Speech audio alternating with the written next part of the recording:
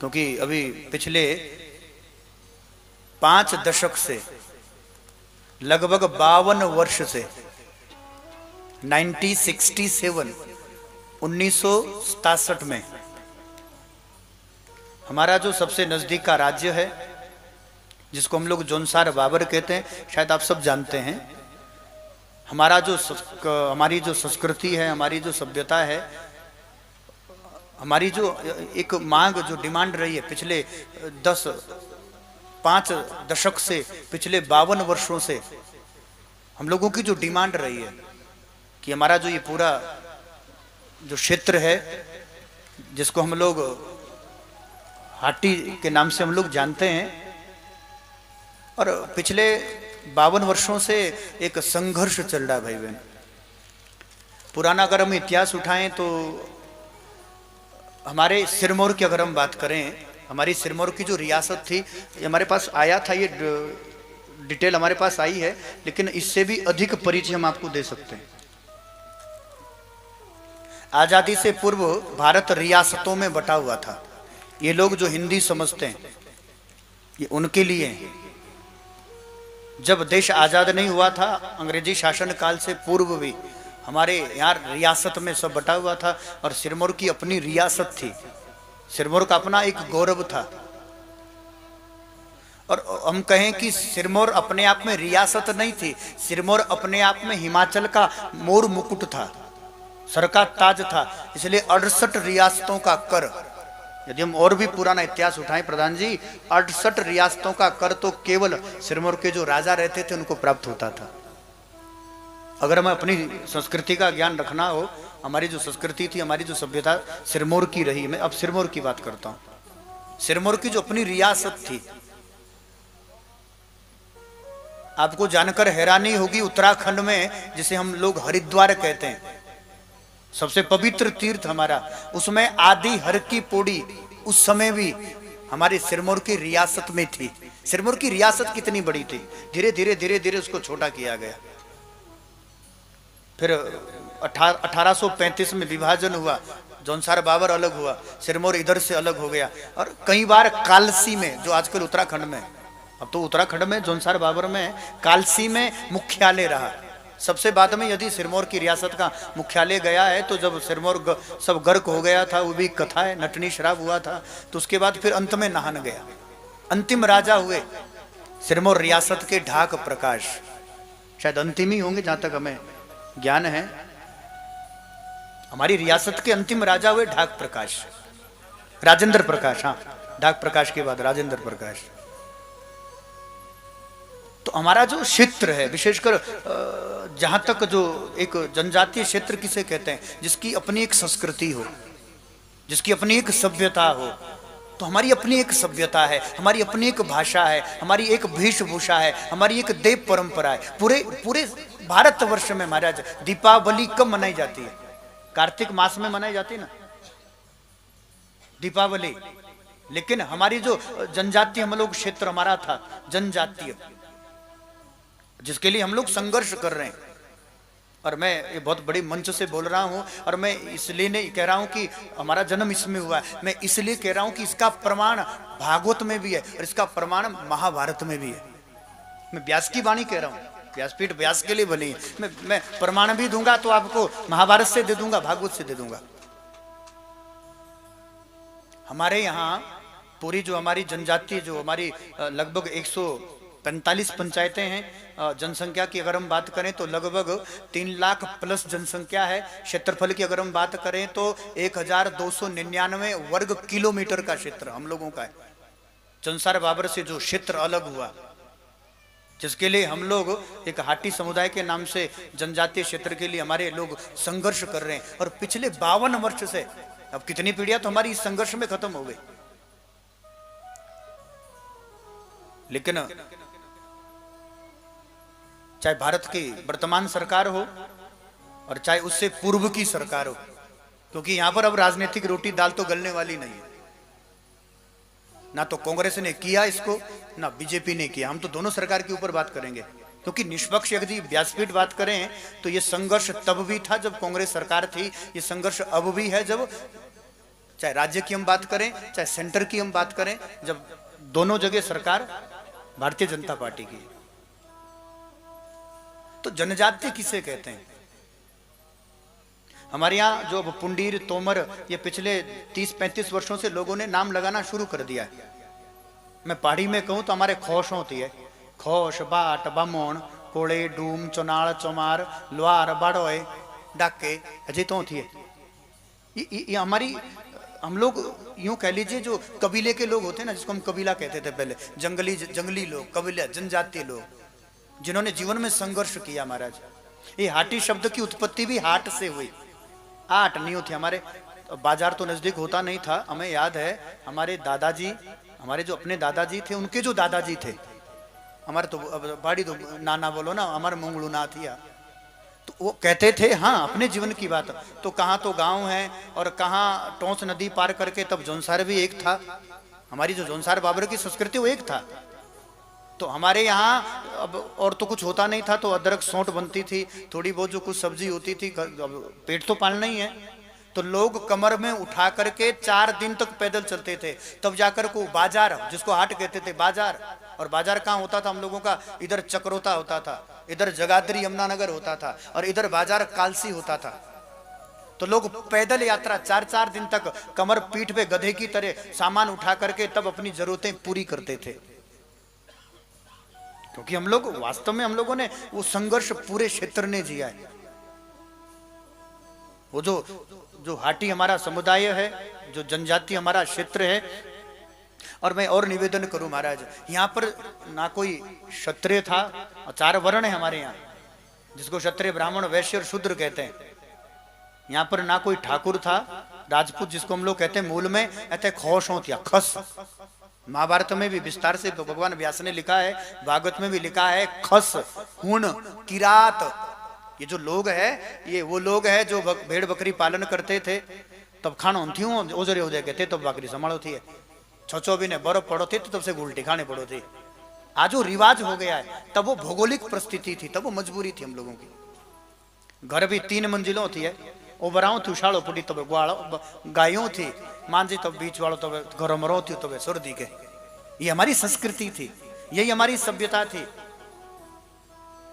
और 1835 तक अगर हम बात करें तो सिरमौर रियासत में जौनसार भी था, बाबर भी था, और वो पूरा क्षेत्र वर्तमान में आज वो जनजातीय क्षेत्र घोषित है। और पिछले 52 वर्ष से हमारा पूरा क्षेत्र युद्ध स्तर पर ये कार्य कर रहा है। मैं आह्वान करूंगा, जो हमारे पूरे क्षेत्र के जो लोग हैं, 145 ये पंचायतें, 145 पंचायतें, 1-2 पंचायत की बात नहीं है यहाँ पर, 145 पंचायतें, 3 लाख से ऊपर की जनसंख्या हम लोगों की है वर्तमान की, अगर हम जनसंख्या की बात करें। ये पूरा जो क्षेत्र है महाराज, जिसने अभी तक संघर्ष किया है, और इतना संघर्ष किया है, हम चाहकर भी अब हमें, मैं तो बचपन की अगर बात करें, जब लुस्के फाट रोते तब चेहरे रोते ना, तब टाली लाओ थी, प्लास्टिक की जूती होती है, ते टोटियों दाथरा छोड़ो, ते चोल पुड़ो, ते तिंदी टाली लाओ थी है, ऐसी होती हो, सच्ची बात है ना। एक थान लाओते सोभी के, एक बात आगे जानी थे, इनकी नदड़िया, इनके छोटू है जैसे, एक ही टाबर है, ये हमारी संस्कृति थी। हम लोगों को अधिकार है, मैं उसकी बात कर रहा हूं। हमारे यहाँ खस, वो खस, उसको तो व्यास ने भी निम्न रखा है, सरकार को कौन सा प्रमाण चाहिए? हाँ, वो अलग बात है कि इतिहास के साथ छिड़कानी करी गई, हम लोगों की परंपरा के साथ छिड़कानी करी गई। महाभारत में भी खसों का वर्णन है, व्यास जी ने तो यहाँ तक कहा, ऊन, खस, किरात, मतलब जो कबीले के लोग है, जनजातीय लोग है, मांस खाना, मदिरा पीना, अपनी सूर गाड़ो थी है, हेलो गाड़ो है, सजे परंपरा है, वेलो कुंजे बदल रहे, सजे पहाड़ी है, तो बाकरे खाओ थे, सजे बाकरे खाओ, तो सूर पियो थे, सूर पियो, तो खोमड़े करो थे, खोमड़े करो। तो ये लड़ाई एक घर की नहीं, एक व्यक्ति विशेष की नहीं, ये पूरे क्षेत्र की लड़ाई है महाराज। और मेरी व्यासपीठ ने कल भी घोषणा की थी, और मेरी व्यासपीठ छाती ठोकर आज भी ये घोषणा करती है, आने वाली 17 अप्रैल को यहाँ पर जो विशेष महाखुमड़ी का जो लगभग 10,000 लोगों से ज्यादा अधिक यहाँ जनसंख्या होगी, आप सभी लोग जाएं वहां। और उस दिन एक अंतिम निर्णय, खुशी की निशानी, राजनीति कुछ यहाँ राजनीति है भी नहीं, क्योंकि इस मंच पे ना कोई कांग्रेस है ना कोई बीजेपी है, हमारा अपना परिवार है, हमारा देखो अपना है। अगर ये जय जो सरकार लागू कर दो ना, तो स्वास्थ्य में, हमारा जो परिवहन है, हमारा जो टूरिज्म है, वर्तमान में हमारे बच्चे जिनको नौकरी नहीं मिल रही है, तो जो उनको उनको उसमें सीधा सीधा लाभ मिलने वाला है।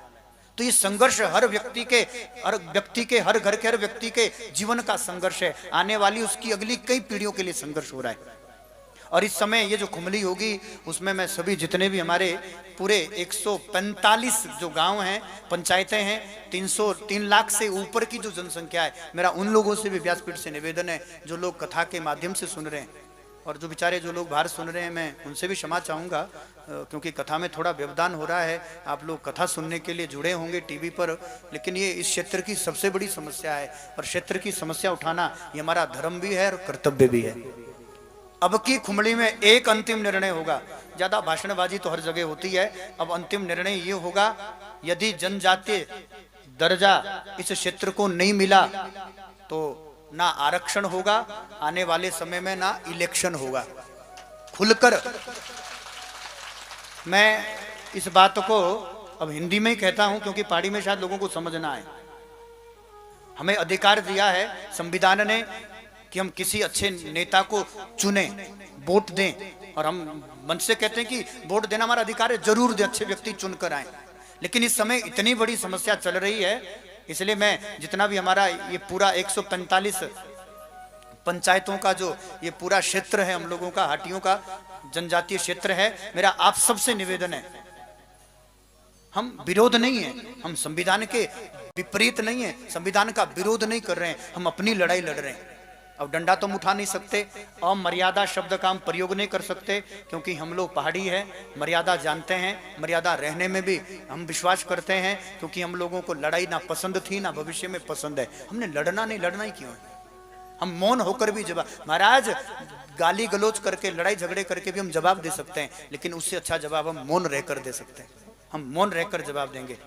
हमारे यहाँ पहाड़ में आज भी नियम है, कोई नेता यदि जुड़ा हो टीवी के माध्यम से या सोशल मीडिया के माध्यम से, कान खोलकर सुन ले। हमारी जितना ये जनजातीय क्षेत्र है, हमारे यहाँ हमारे जो कबीले के, हम लोग कबीले टाइप के लोग हैं, उसी टाइप के लोग हैं, उसी तरह हम जनजातीय जीवन हम लोगों ने जिया है। हमारे यहाँ अगर गांव का प्रधान भी बनाना है तो हमारे यहाँ लोटा नमक देते हैं, उस लोटे नमक को कहते हैं कसम खाना। ये उत्तर प्रदेश और बिहार मत समझ लेना, ये बंगाल मत समझ लेना, ये हिमाचल है, हिमाचल में भी ये सिरमौर है। हमारे यहाँ लोटा नमक उसको कहते हैं कि जब हम नमक लोटे में डालते हैं, जिस प्रकार वो नमक जल में नष्ट हो जाता है, यदि हम वोट डालेंगे तो हमारा खानदान, आने वाली पीढ़ी उस तरह नष्ट हो जाए जैसे जल में नमक नष्ट होता है, खत्म हो जाता है, उसको हमारे यहाँ लोटा नमक कहते हैं। हमारे यहाँ तो एक प्रधान का इलेक्शन होता है, उसके लिए भी नोटा नमक होता है। आने वाले 17 तारीख को यही निर्णय होगा। 145 पंचायत के 3 लाख लोग एक साथ संकल्प करेंगे, एक साथ प्रतिज्ञा करेंगे। यदि हमारी बात मानी नहीं गई, ये 52 वर्ष का संघर्ष यदि अब भी नहीं हुआ, और इस समय तो हमें गर्व भी है भारत के माननीय प्रधानमंत्री पर, इस बात का गर्व है कि आज पूरा भारत सुरक्षित हाथों में। हम सम्मान करते हैं भारत के प्रधानमंत्री का, और प्रार्थना भी करते हैं, निवेदन भी करते हैं उनसे कि हमारी समस्या को समझें, हमारी दर्द को समझें, पीड़ा को समझें, हमारे जो युवा पिछड़ चुके हैं उसकी समस्या को समझें। अरे हमारे यहाँ महाराज खाने के लिए रोटी नहीं होती थी, बच्चा आदमी डॉक्टर कैसे बनता, इंजीनियर कैसे बनता? आज यदि शिक्षा का अभाव था, एजुकेशन नहीं थी, इसलिए नौकरी भी नहीं थी, गरीबी का अभाव का मूल कारण तो यही रहा है, क्योंकि हमें 52 वर्ष से हम संघर्ष कर रहे हैं। कब तक संघर्ष करवाएगी सरकार?